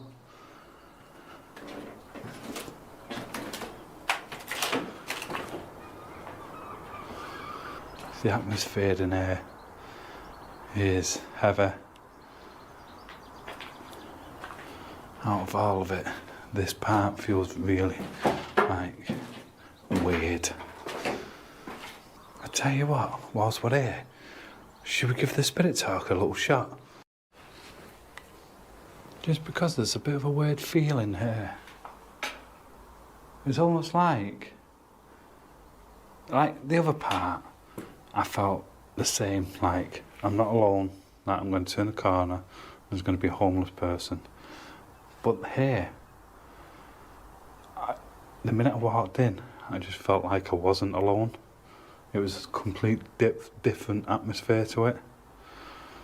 And it'd be rude not to see if the spirit talker comes through with anything relevant, like docks, anything like that, in industry working or whatever, you know? You get the gist. Is there anybody here that'd like to come forward, come and speak to me? Enid. Enid. Well, hello, Enid. Enid, are you here with me now? I could feel a weird presence when I walked in here. The last block felt entirely different the second he walked in. The whole atmosphere shifted. The spirit talker threw out a name, Enid, then the word burnt, then annihilation, then it told him to leave. Twice. Crystal clear, some of the most distinct responses he'd picked up in weeks.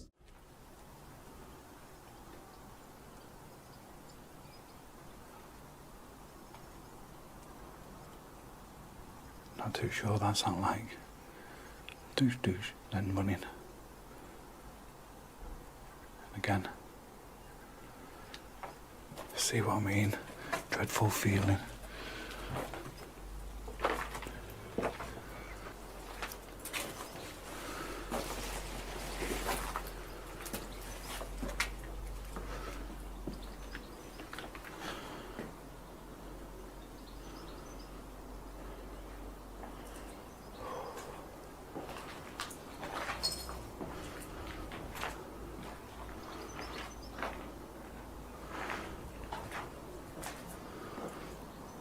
You've heard that right.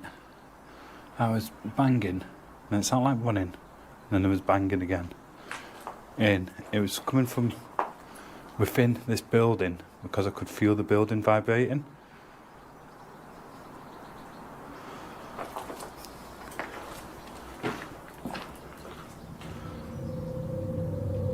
It just loops back around. Right, we're gonna have to go upstairs and check, aren't we?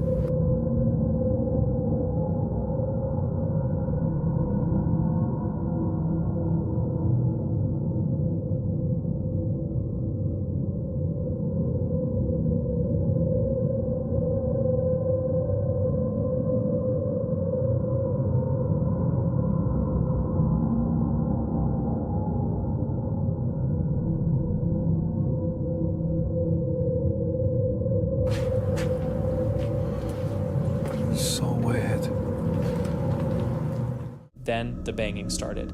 Heavy, rhythmic impacts coming from somewhere deep inside the structure, the entire building seeming to pulse around him. That gave way to what sounded like running. Fast footsteps tearing through the floor directly above his head. He froze completely and just listened. The moment he moved toward the staircase, whatever it was went dead silent. Wanna go? Come on. What do you see, Coda? Coda, you wanna go? Come on. Every morning, this guy would hit the trails with his dog, and it had always been a smooth, uneventful routine, until one particular outing changed everything. Out of nowhere, his dog refused to take another step and began behaving strangely, as though something invisible was lurking just beyond their senses. Its gaze kept tracking across the tree line, locking onto something its owner simply couldn't perceive. Deciding to trust his companion's instincts over his own curiosity, he turned around and never pushed further into those woods that day. Whatever was waiting out there never showed itself, but that eerie, heavy stillness said enough. Storm de Bell was a 22-year-old from Belgium who found solace in the kinds of places most people would never venture into alone. He was a quiet soul, someone his father, Bout, described as a person who struggled to form connections with others, but who truly came alive out in nature. He had been heading out on solo camping trips since the age of 19 and had once completed a trek of over 6,000 kilometers through Sweden entirely by himself. His mother, Elizabeth Raidmaker, described him in her own way. Storm was very calm water with very deep wells.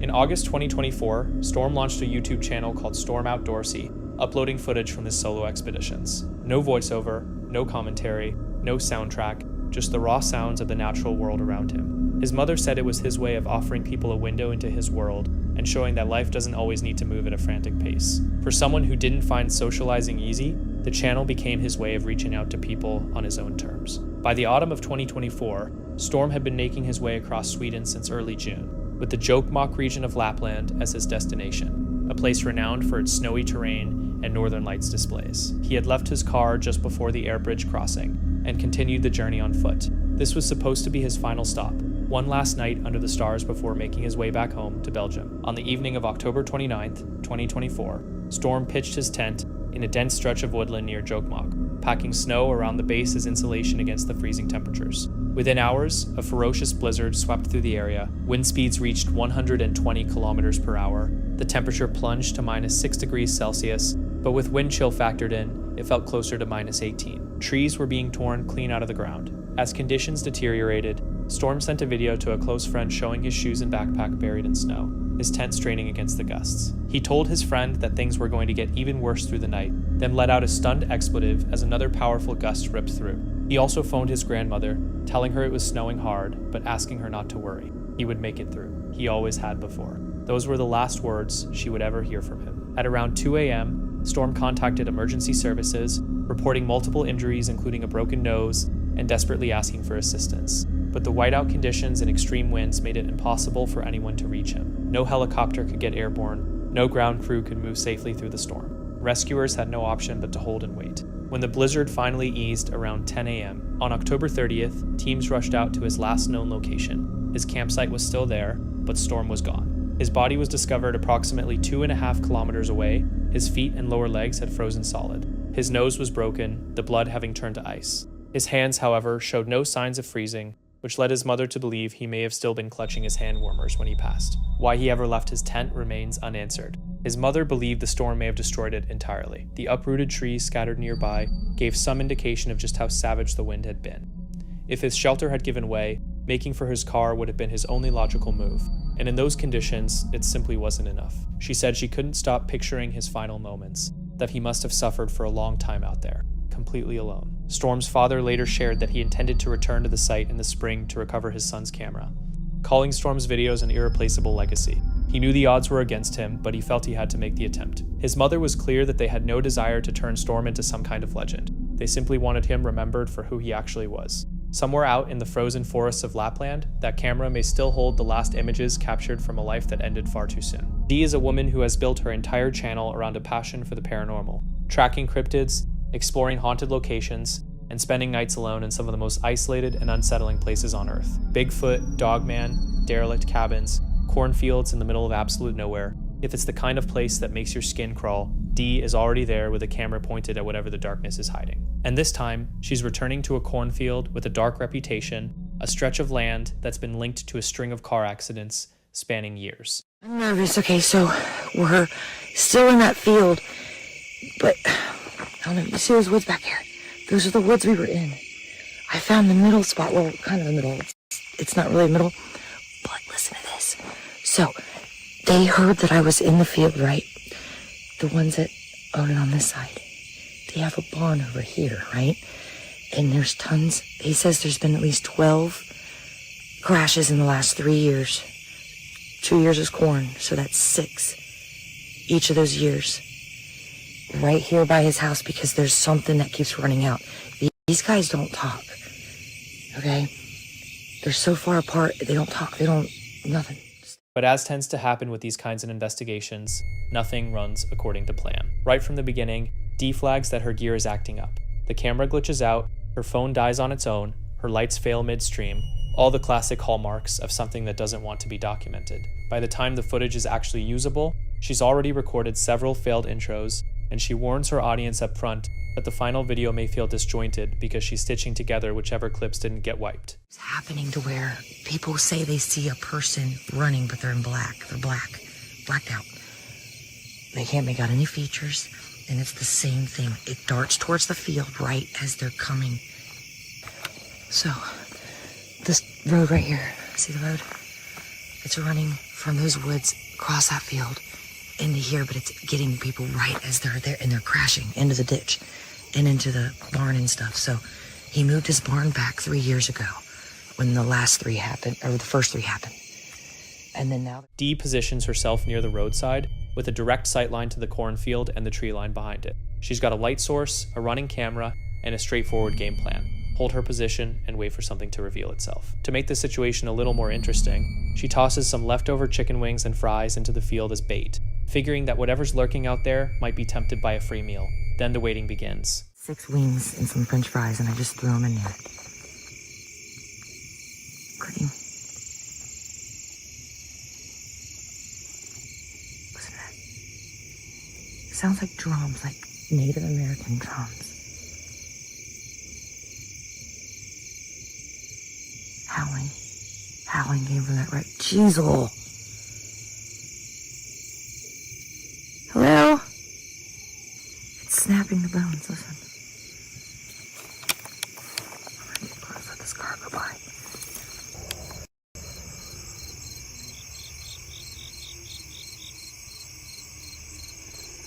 Listen to that sound. I don't know what that is. I hear clicking to my right and howling.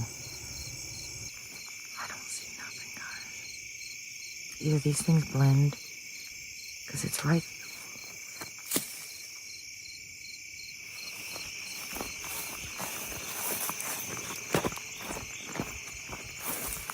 I'm losing my... I can't do this. I need to go get in the car.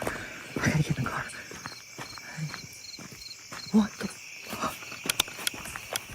As Dee keeps her eyes on the field, something suddenly comes hurtling out of the dark straight toward her. And when you slow down the footage and look carefully, you can make it out. An orange object arcing through the air. The color, the shape, it looks unmistakably like the chicken she threw in earlier. As if whatever was out there decided to return it.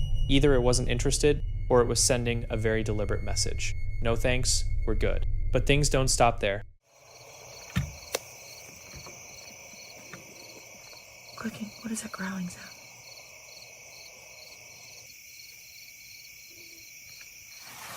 Huh?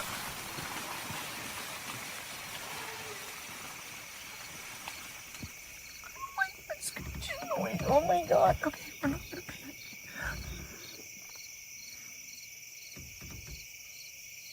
I'm gonna try something.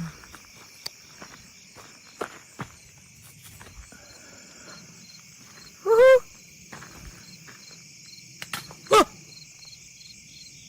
I hit something. That was big. Whatever I hit was hard. Did you hear that? Hello? I don't want to hurt you. I just want to play. Can you play with me? That wasn't as hard as it was over there. It sounded like I hit another stone or something. Woo!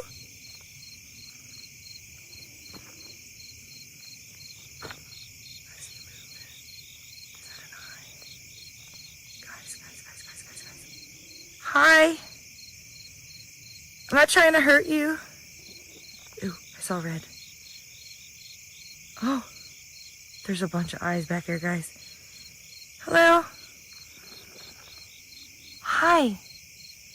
I'm just gonna pick this up. I want to play. Can you? You were tossing stuff. Here.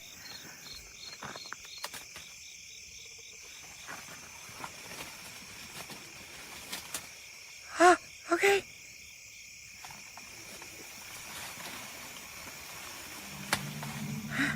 Right after the object comes flying back, Dee picks up a strange metallic tapping sound. She can't figure out where it's coming from. There's nothing metal in that cornfield as far as she knows.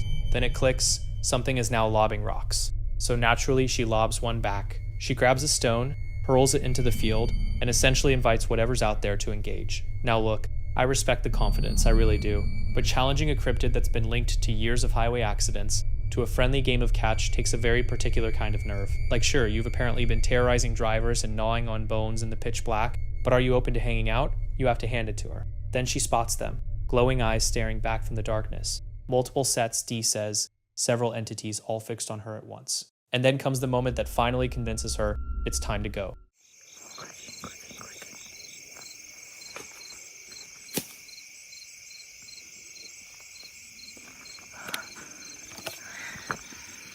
Okay, it's got hands. It's got hands. Oh, that smells. Oh God. Oh, what is that? Hey.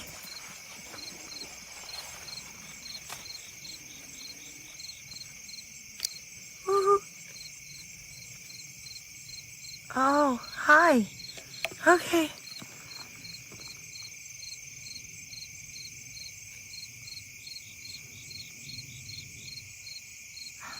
It's like two on top of each other, guys.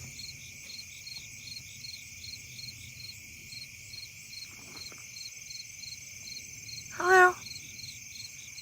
I'll take the light away so you can see me. Hi, you still have eye shine. Oh, okay, I don't like that. Okay, I'm gonna go back to the car. Okay, that was an orb. There's another orb. Guys, you saw what the dust... There's another orb. There's no bugs. You guys saw what the dust looks like. Oh, okay.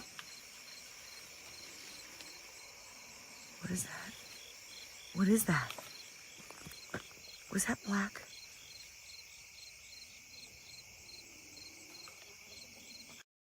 A minute ago. Ah! What? No. Okay. Hi. Ah! Oh my God, dude. Hi. All right.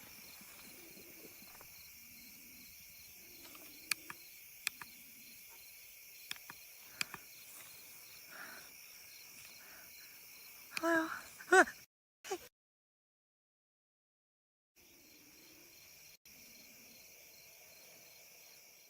She makes out a figure, standing in the black, taller than she is, shaped like a person but clearly not one. And the detail that pushes her into full panic, it has hands. Whatever she came face to face with in that instant was more than enough. Dee grabs her gear and clears out, and honestly most of us would have bolted long before that point. Multiple creatures, glowing eyes, objects being exchanged back and forth, unidentified sounds, and now a towering humanoid form with hands lurking just beyond the corn. Yeah, absolutely not. So what exactly was out there? Some kind of dark figure? A group of cryptids using that field as a corridor between the woods and wherever they disappear to? Or is there a more grounded explanation? What we can say for certain is that the accidents are documented. 12 crashes over 3 years, with witnesses across multiple incidents all describing the same thing. A dark, human-shaped figure darting across the road. And now Dee's footage adds movement, sounds, glowing eyes, thrown objects, and a close-range encounter with something distinctly hand-having to that picture. Drop your thoughts in the comments below. What do you think she ran into out there in that field? And if you'd been standing in her shoes, would you have held your ground longer? Or would you have been gone even sooner?